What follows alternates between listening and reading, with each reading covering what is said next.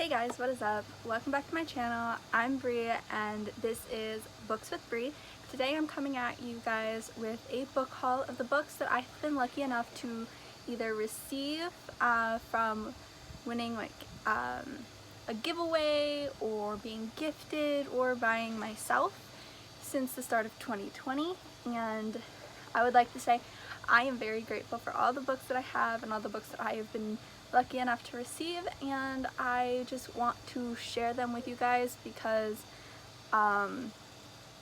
don't know if everyone's read them or not, and I want to be able to share that with other people as well.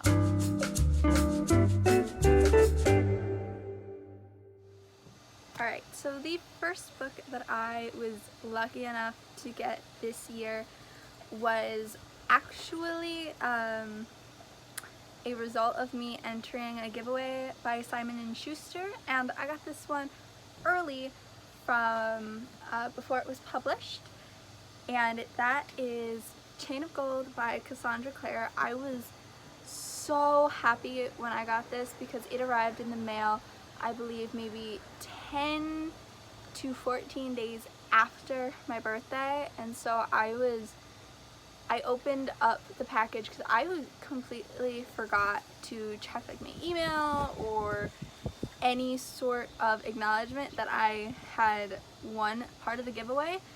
and was able to receive this copy early, about a month or two, like maybe a month, half a month early before publication, and I was so excited. I sat and I cried. I was unconsolable.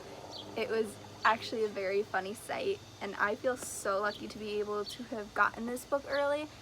and I fell in love with every single character. And I actually my favorite characters had previously been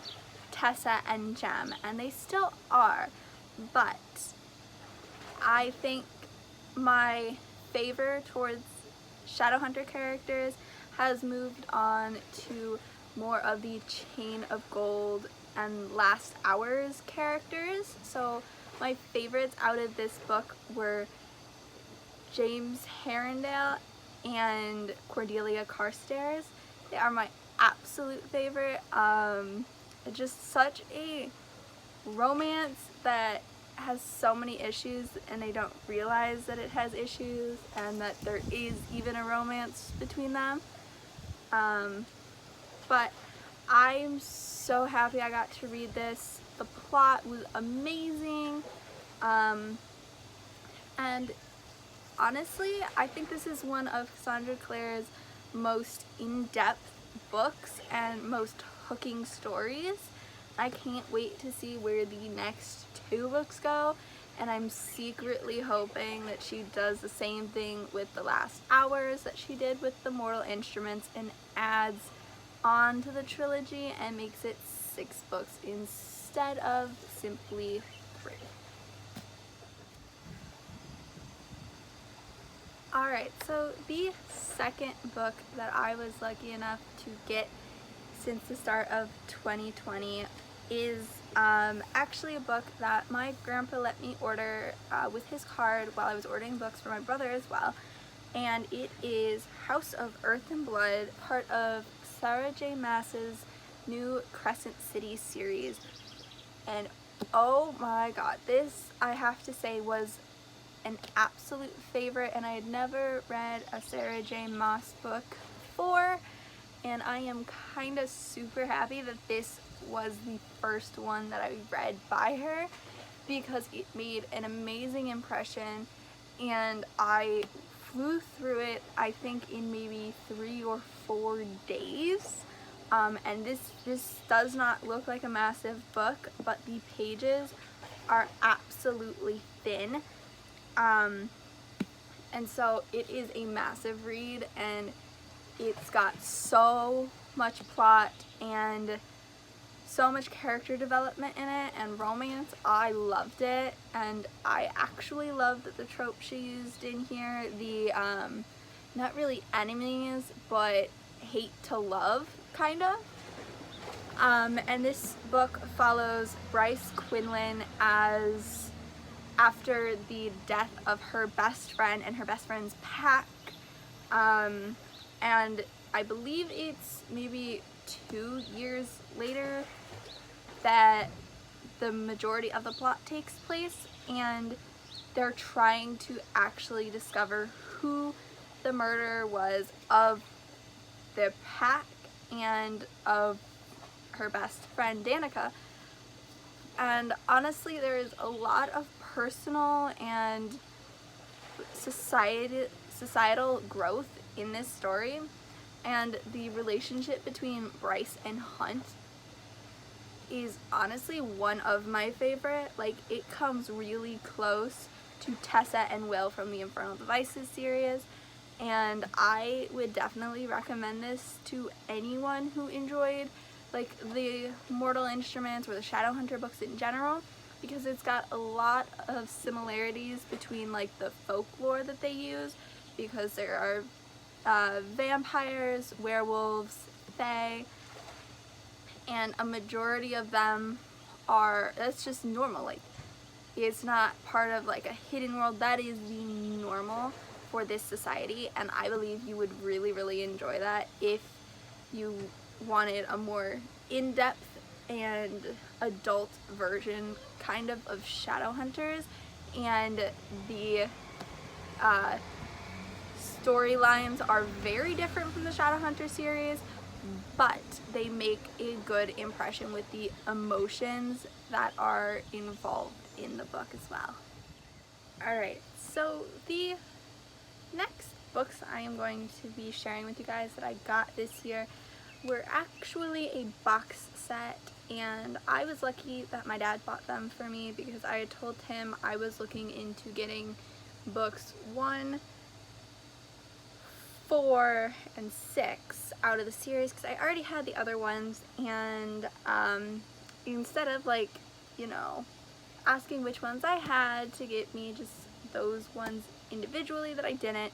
he decided to buy me the box set, and I am so thankful that he did, because I have never had like a complete box set of a series, and to have it of one of my favorite series by my favorite author is so amazing. And so it is the Mortal Instruments Matching Spine set by Cassandra Clare, from City of Bones to City of Heavenly Fire. And I'm really grateful that I was able to get these books, and these ones actually arrived, I believe, 2 weeks ago. No, last week. They arrived Friday, maybe Thursday, and I was so happy and really grateful. But if you guys are interested in reading the Shadowhunter series, I do have a whole bunch of reading vlogs, because I'm currently in the middle of a reread of all of the Shadowhunter books in publication order. But you don't have to read all of the ones I do to enjoy their Shadowhunter universe, but I do suggest starting off with City of Bones, which is the first book in this 6-book series. And this series follows a 15-year-old girl in the start named Clary Frey, as she lives in New York with her mom, Jocelyn Frey, and her mom's friend, Luke Garroway. And she one day discovers that she is not who her mother has been telling her she is her entire life, and that her mother has been hiding this deep, dark secret from her, and she's thrown into this new world where she has to adapt and become that person she should have been her whole life, just to save her mom. Alright, and going off of the Shadowhunters, the Mortal Instruments box set, I had the first book in the Infernal Devices series already in paperback, my favorite form of physical books, and I wanted to be able to complete my entire Shadowhunter collection, and all I needed were the last 2 books in the Infernal Devices series. And so that is what I got next. I got Clockwork Prince and Clockwork Princess, all stemming off of Clockwork Angel, following Miss Tessa Gray in the late 1800s in London, after she's moved to London from New York to live with her older brother Nathaniel after the death of her Aunt Harriet, who had previously been raising both her and Nathaniel. And she is thrown into the Shadowhunter world because she never actually reaches her destination of her brother Nathaniel Gray once she arrives in London. So, I hope you guys will pick up the Infernal Devices series because it is where my favorite characters, Tessa and Will, come from, and I absolutely love their storyline and their character development. One of my absolute favorites, and the trope in this book actually stems from a love triangle, which I know is really overdone, but this one is a little different of a love triangle than most would think. Alright, so the next books are actually part of another box set that I was lucky enough to receive, and that is the Selection series, because the box set was on sale with the Selection, the Elite, the One, and the Heir. I'm also looking into buying the book that comes between the One and the Heir. I believe it's called Happily Ever After, and the newest ones as well, along with Betrothed. But I do not want to get those until I am absolutely sure that I am loving these ones, because I remember picking up the first book, I think maybe 7th or 8th grade, and reading part of it but not remembering anything other than the fact that the main character's name is America, and I was not enjoying it. But my taste in books have changed since then, considering I will be a senior in high school in August. So I wanted to give these books another shot, and since they are so short, I was okay with getting the first 4 books, because if there are 4 short books, I am able to read them just as quickly as I would one longer book. And so that's how I look at it, as just one long book, especially if they are in a box set already. Alright, and so the last physical book that I have so far this year is The Wicked King by Holly Black. If you guys remember correctly, or if you've seen my past videos, I did a reading vlog on The Cruel Prince, and I actually quite enjoyed that book, even though it kind of made my head hurt because I was not used to such cruel and anti-heroes. But I was interested enough to pick up the second book because I wanted to know what happened next, and if I enjoy this one, I will 100% pick up The Queen of Nothing, even though it's been out, and I've heard some mixed reviews on it about how the ending was not what people wanted and how it was a little bit of a disappointing ending. But the first book in this series follows a character named Jude as she tries to gain some power and stature in the land of fairy, which she has grown up in, because her older sisters actually part fairy, and her father, who is a fae, came and tore apart their life, kind of, and since by tore apart their life, I mean he murdered their mother and Jude's father,